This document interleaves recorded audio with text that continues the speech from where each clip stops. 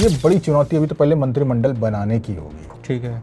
उसमें सिद्धारमैया का कोटा कितना होगा, केंद्र के जो नेता हैं उनके लोग कितने होंगे। उसके बाद इनको आएगी दूसरी चुनौती, जो निगम मंडल में बैठे हुए सिद्धारमैया समर्थक हैं। हाँ, सिद्धारमैया फैक्टर की आपने बात नहीं की। क्या सिद्धारमैया के तजुर्बे का फायदा उनको मिलेगा? पैर तो छुए हैं। मतलब एक जातीय व्यवस्था वहाँ जो है, उस व्यवस्था को संभालना है मंत्रिमंडल में, मंत्रिमंडल से बाहर। अभी तो वेट एंड वॉच है लग रहा है बीजेपी की तरफ से। वेट एंड वॉच क्या है कि वो अब बीजेपी की तरफ से साफ है भाई, सत्ता बदली है। हाँ। पर मौके तो एज ए विपक्ष बीजेपी चूकती नहीं है। अशोक गहलोत जिसके कंधे पर हाथ रख देते थे, तो वो ये ना सोचे कि मेरे कंधे पर अशोक गहलोत का हाथ आ गया। कि इनमें दो डिप्टी सीएम में जो नाम आ रहा है, एक तो आपके सिद्धारमैया के बेटे का नाम आ रहा है और दूसरे आपके मल्लिकार्जुन खड़गे के बेटे। तो वहां परिवारवाद का फिर आरोप। तो विश्वनाथ सुमन जी जुड़ चुके हैं, बहुत बहुत स्वागत विश्वनाथ जी आपका। धन्यवाद रविंद्र जी। तो देखिए, अब आपकी ख्वाहिश तो पूरी हो रही है, लेकिन ख्वाहिश पूरी होने के साथ ही आपका समय शुरू होता है। अब 2 साल का वक्त और चुनौतियां भरमार। ये तो है। इसमें मतलब अगर ये कहा जाए कि डीके शिव कुमार को के सामने सिर्फ अब चैलेंजेस ही चैलेंजेस हैं, तो ये अतिशयोक्ति नहीं होगी। हाँ। क्योंकि ये 2 साल का वक्त कम है। अगर ये 5 साल के लिए सीएम होते तो धीरे धीरे धीरे धीरे हर एक चैलेंजेस को खत्म कर लेते। पर इनके साथ क्या है कि एक चुनौती से निपटो, दूसरी खड़ी होगी, दूसरी तीसरी, एक समय ऐसा आएगा 2028 में मार्च में कि भाई अब चुनाव है। और चुनाव की भूमिका 6 महीने पहले से ही आप देखते हैं कि कहीं भी चुनाव हो, 6 महीने पहले से ही भूमिका बनने लगती है। तो यानी अब इनके पास 1.5 साल ही वक्त है, क्योंकि मतलब 3 साल के गड्ढे भी भरने हैं आपको, और उसके बाद फिर शानदार डामर लगा के 1.5 साल में, वो भी 1.5 साल में। क्योंकि 6 महीने पहले तो ये माहौल हो जाता है कि कोई आप समझें कि आप क्या छोड़ें क्या पकड़ें वाली स्थिति है, और आपको उस समय सिर्फ चुनाव की याद आती है। काम तो होता ही है, मगर चुनाव उस समय हावी हो जाता है। देश में कहीं भी हो, आप किसी भी राज्य में देख लें, जैसे बंगाल चुनाव था अभी हुए मार्च अप्रैल में, इसके लिए जो मौसम बनने लगा था वो पिछले साल अक्टूबर सितंबर से ही बनने लगा। तो वक्त नहीं होगा डीके शिव कुमार के पास कि भाई आप वक्त नहीं है। बीजेपी यानी विपक्ष से भी आपको पार पाना होगा, निपटना होगा, आपको साथ ही साथ अपनों से भी अब निपटना होगा। अब देखिए कि चैलेंजेस अब जी अभी शपथ हुआ नहीं है। शपथ कहा जा रहा है कि 1 तारीख को होगा। कल विधायक दल की बैठक होगी, फिर उसके बाद कल ही दावा पेश करेंगे। तो 1 तारीख से वो हो सकता है कि 1 तारीख से सीएम बनेंगे। ठीक है। मगर उससे पहले अभी आज एक आया कि भाई इस रीजन के, फला रीजन के, हर रीजन वाइज लोग अब दावेदारी कर रहे कि हम मंत्री पद के दावेदार हैं, तो हम मंत्री पद के दावेदार हैं। सिद्धारमैया समर्थक कई आए कि सिद्धारमैया ने उनसे कमिटमेंट किया था कि हम तुमको मंत्री बनवाएंगे, अब हमें मंत्री बनाओ। तो ये बड़ी चुनौती अभी तो पहले मंत्रिमंडल बनाने की होगी। ठीक है। उसमें सिद्धारमैया का कोटा कितना होगा, केंद्र के जो नेता हैं उनके लोग कितने होंगे, इनके खुद के जो इंतजार कर रहे हैं कि भैया अब तुम सीएम बनोगे तो मेरा क्या करोगे, फिर वो भी होंगे। इसके बाद ये तो पहली चुनौती इनके सामने है, तो उम्मीद है ये सॉल्व हो जाएगी, क्योंकि ये बड़ी चुनौती नहीं होगी। क्योंकि इसमें जो केंद्रीय आला कमान जो फाइनल तय कर देगा वो मंत्री बन जाएंगे। उसके बाद इनको आएगी दूसरी चुनौती, जो निगम मंडल में बैठे हुए सिद्धारमैया समर्थक हैं। उनको या तो इनको एक्सेप्ट करना है कि भाई तुम लोग बने रहो 5 साल के लिए, हम तो 2 साल के लिए आए हैं, और तुम लोग जो 5 साल के लिए तय हो। अगर नहीं, अगर इनके समर्थक ने डिमांड की तो फिर वहाँ इनके लिए दिक्कत। इसके बाद जब आगे बढ़ेंगे तो कई ऐसे मुद्दे हैं जो जिनको बतौर चीफ मिनिस्टर इनको अब एड्रेस करना है। एक सबसे बड़ा मुद्दा है जाति का मुद्दा। अच्छा। जाति का मुद्दा, क्योंकि आप वहाँ देखिए वोक्कलिगा और लिंगायत के बीच में जो अपने इनका जो निवर्तमान जो चीफ मिनिस्टर सिद्धारमैया की जो ग्रुप जाति है, उनको भी अब देखना है। सिद्धारमैया जो ओबीसी से हैं, तो उन ओबीसी जातियों को भी देखना है। इसके अलावा उनका जो अहिंदा प्रैक्टिस है, उन्होंने जो पॉलिटिक्स में जो अहिंदा प्रैक्टिस करते हैं, उस अहिंदा प्रैक्टिस को भी ग्राउंड पे मैनेज करना है। अपने 12% वोक्कलिगा को भी संभालना है, अपने वोक्कलिगा को संभालना है, लिंगायत को संभालना है। मतलब एक जातीय व्यवस्था वहाँ जो है, उस व्यवस्था को संभालना है मंत्रिमंडल में, मंत्रिमंडल से बाहर। ये तो हुई। अभी सिद्धारमैया जी ने एक जातीय जो जनगणना जिसको माना जाता है वैसे है वो सर्वे, उस सर्वे रिपोर्ट को एक्सेप्ट कर लिया है। अच्छा, इसका मतलब क्या हुआ? अब क्या है कि वो आपको याद होगा कर्नाटक में जब ये सर्वे पिछली बार हुआ था तो लिंगायत और वोक्का लिगा समेत कई जातियों ने कहा था कि इसमें जो मेरे परसेंटेज जो मेरे बारे में बताया गया है वो सही नहीं है, ये कम बताया जा रहा है, हम लोग हमारी जो बहुतायत में हम हैं मगर दिखाया कम जा रहा है। अब नई रिपोर्ट को उन्होंने स्वीकार कर लिया, बतौर नए चीफ मिनिस्टर उनको इस रिपोर्ट पे भी अमल करना है। इसके अलावा केंद्र की जो उनके आला कमान है उनके लिए विधानसभा चुनाव से पहले सारी व्यवस्था करनी है, सारा सिस्टम मजबूत करना है, पार्टी में डिफरेंसेस खत्म करने हैं, सरकार को परफॉर्मेंस करता हुआ दिखना चाहिए, ये भी उनको दिखाना है। मैंने ऐसा नहीं हो सकता कि सरकार एक रूटीन वे में चल रही है, अब उनको चुनाव के लिए ही सारे काम करने होंगे, आज से ही मतलब 1 तारीख से ही उनको उनके सारे काम होंगे। दूसरी ओर बीजेपी भी चौकस होगी, ऐसा तो है नहीं कि भाई अब आ गए हैं। अभी तो वेट एंड वॉच है लग रहा है बीजेपी की तरफ से। वेट एंड वॉच क्या है कि वो अब बीजेपी की तरफ से साफ है भाई, सत्ता बदली है, पर मौके तो एज ए विपक्ष बीजेपी चूकती नहीं है। बीजेपी की अब सत्ता में बहुत अच्छी लग रही है कई जगहों पे, पर बीजेपी को बहुत अच्छा विपक्ष भी माना जाता रहा है, और जहां जहां विपक्ष में रही वहां मुद्दे बहुत बढ़िया से उठाती है और हावी हो जाती है एक तरह से सरकार। तो आप देखिए कि इसके बाद उनके विपक्ष के हमलों को भी झेलना है, क्योंकि चुनावी साल है, हमले बढ़ेंगे और ये हमले सीधा सीधा डीके शिव कुमार पे हों, और भुगतना अगर सही से टैकल नहीं कर पाए तो 2028 में भुगतना कांग्रेस को। सिद्धारमैया फैक्टर की आपने बात नहीं की, क्या सिद्धारमैया के तजुर्बे का फायदा उनको मिलेगा? पैर तो छुए हैं डीके शिव कुमार ने कल ही, आशीर्वाद मिलेगा क्या?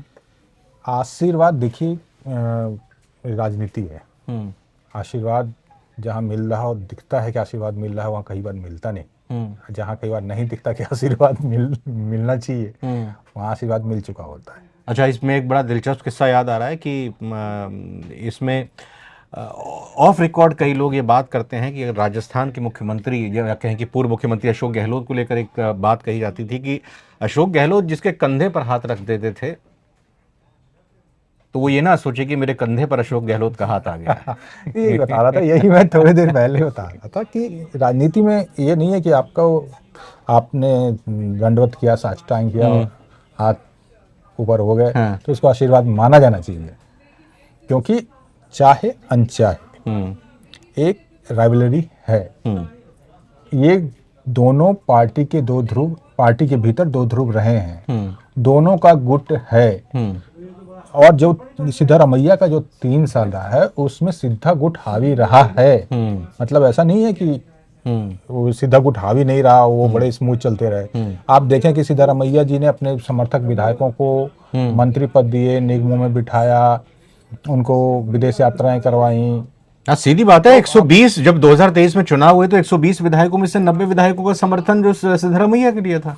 तो आप देखें कि सबको उन्होंने ऑबलाइज किया या करने की कोशिश की, मगर अब डीके शिव कुमार चूंकि बने हैं तो ऐसे में उनको इस गुटबाजी को और ये जो पोल बने हुए हैं उसको संभालना बड़ा मुश्किल, चुनौतीपूर्ण है। मुश्किल तो नहीं है, राजनीति में सीएम के लिए हर एक चीज मुश्किल है, पर चुनौतीपूर्ण है।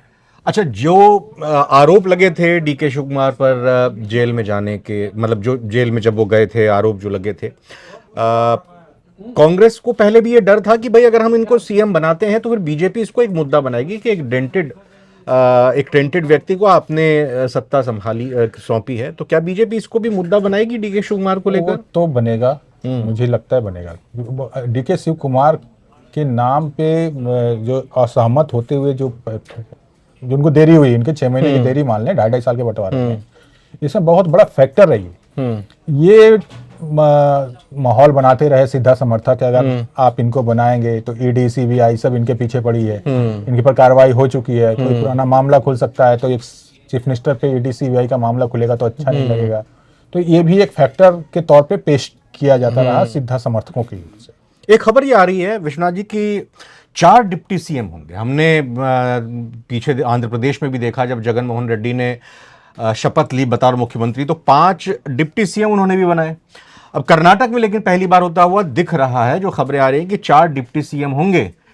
अब इसको लेकर कांग्रेस की क्या आपको समीकरण देख रहे हैं? और महत्वपूर्ण बात यह कि इनमें 2 डिप्टी सीएम में जो नाम आ रहा है, एक तो आपके सिद्धरमैया के बेटे का नाम आ रहा है और दूसरे आपके मल्लिकार्जुन खड़गे के बेटे। तो वहां परिवारवाद का फिर आरोप अगर होता है ऐसा, तो देखिए, ये तो परिवारवाद के आरोप कांग्रेस पे के लिए नया नहीं है, तो उसको लेकर कांग्रेस ज्यादा चिंतित नहीं होती है, कभी भी नहीं चिंतित होती है परिवारवाद को लेकर। ठीक है, क्योंकि उसको पता है कि ये आरोप मेरे लिए, क्योंकि अगर कांग्रेस डिफेंड करेगी तो राहुल गांधी को कैसे डिफेंड करेगी, बात ये हो जाती है। इसलिए कांग्रेस कभी इसको डिफेंड करने की कोशिश नहीं करती। वो ज्यादा ज्यादा यही करती है कि ट्विटर पे और तमाम जगहों पे बीजेपी नेताओं के बेटों की लिस्ट, बच्चियों की लिस्ट एक जारी कर देती है। इसके अलावा वो कभी भी इतनी मुखरता से, जिसको कह सकते हैं, नहीं करती। और जहां तक रहा कि 4 डिप्टी सीएम, 4 डिप्टी सीएम तो नहीं, पर हाँ 2 डिप्टी सीएम की तो बात, अच्छा, उम्मीदें हैं कि 2 डिप्टी सीएम होंगे और एक उसमें सिद्धारमैया के लड़के भी हो सकते हैं।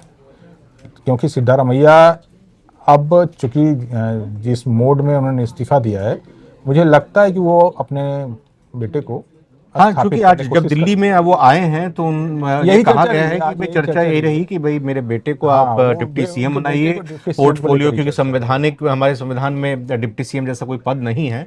लेकिन ये भी कहा है कि भाई आप इनको मजबूत पोर्टफोलियो दीजिएगा, मजबूत मंत्रालय दीजिएगा, और मैं यहीं कर्नाटक में रहकर यहीं की राजनीति। जी जी जी, ये बहुत हद तक आप सही बात कह रहे हैं कि जो चर्चा ये रही है, यही रही कि वो डिप्टी सीएम राहुल गांधी से मिले और उसके बाद फिर तमाम चीजों पे आए, उन्होंने अपनी राय मंशा बता दी कि हम क्या चाह रहे हैं। और मुझे लगता है कि वो पूरा होगा भी, क्योंकि सबको पता है कि सिद्धारमैया घाघ राजनेता हैं और इनकी डिमांड पूरे करने में ही भलाई है। ठीक बात है। वरना 3 साल आपके देखो कि सिर्फ इसी में कांग्रेस की बड़ी कभी किरकिरी हुई ना, कि सीएम को लेकर खींचतान चल रही है। अब भाई एक सीएम बैठा हुआ है, दूसरा सीएम बनने को तैयार है, रोज खबरें छप रही हैं, यहाँ नेशनल मीडिया में खबरें छप रही हैं। कोई अगर नेता दिल्ली आ रहा है तो कह रहा है कि भाई सीएम बदल रहा है, तो चलो ये बात तो अब एपिसोड खत्म हो गया। ठीक है, मगर अगर सिद्धारमैया असंतुष्ट हुए तो अगले 2 साल भी अब सोचो कि यही ऐसा ही एपिसोड चलेगा, तो कांग्रेस के स्वास्थ्य के लिए अच्छा नहीं है अगले चुनावों को देखते हुए, 2028 के चुनाव। हमने कुछ राज्य देखे, राजस्थान देखा कि वहां पर ऐसा रिवाज है कि हर बार सरकार बदल जाती है, पलट जाती है सरकार। उत्तराखंड में भी ट्रेंड था, लेकिन बीजेपी ने इसको रिपीट किया। ऐसे ही हम हरियाणा या 1-2 और राज्यों का जिक्र करें, यूपी में भी इस तरह का ट्रेंड रहा करता था। 80 में जब नारायण दत्त तिवारी थे, और फिर उसके बाद कांग्रेस के बाद जब एसपी सरकार आई, तो हर बार ट्रेंड वहां पर बदला था। कर्नाटक का ये 40 साल का टोटका है, ये जो 40 साल का ट्रेंड है कि हर बार सरकार बदलती है, ये भी एक बड़ी चुनौती होगी। और क्या ये तो है। देखिए मैं बताऊं, कर्नाटक में बीजेपी के साथ एक प्लस माइनस दोनों चीज है। उस जब ये सत्ता के साइकिल में आना शुरू हुआ, तब तक उसको पूर्ण बहुमत की सरकार कभी नहीं बनी। कुछ सीटें कम हो जाती हैं बीजेपी की, और कभी निर्दलीय तो कभी जेडीएस, तो ऐसे करके आता है। और वहाँ कर्नाटक में भी लोग असंतुष्ट होते हैं। ये भी वहाँ का ट्रेंड एकदम जमाया ट्रेंड है।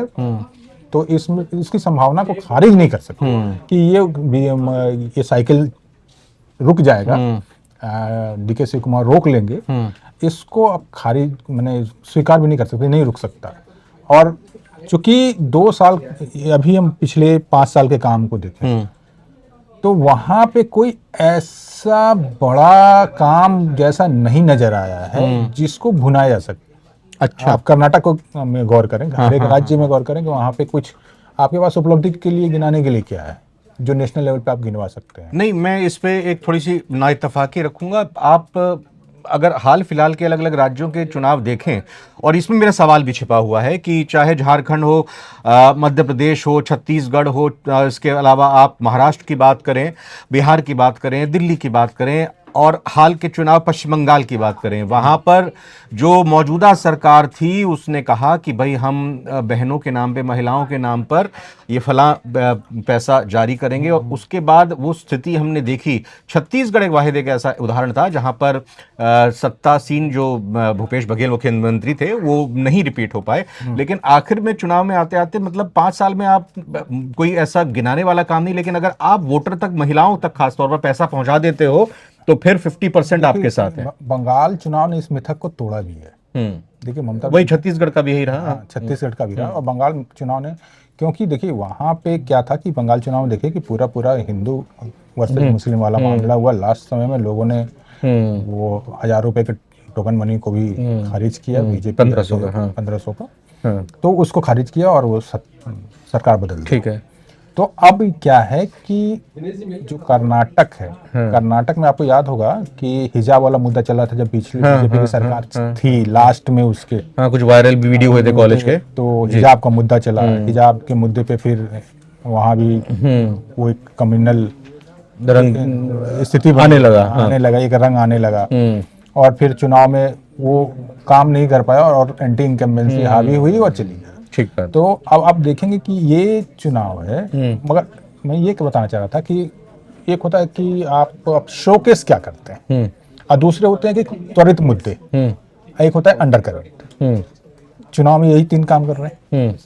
त्वरित मुद्दा कई बार काम कर जाता है, कई बार अंडर करंट होता है, एंटी इनकम्बेंसी होती है तो अंडर करंट होता है, चल जाता है। मगर जो सरकार रिपीट करती है ना, तो वो देखिए विकास का भले ही 10 चीज करे मगर उसको एक शोकेस करना पड़ता है कि देखो हमने 5 साल में ये बदलाव दिखाए।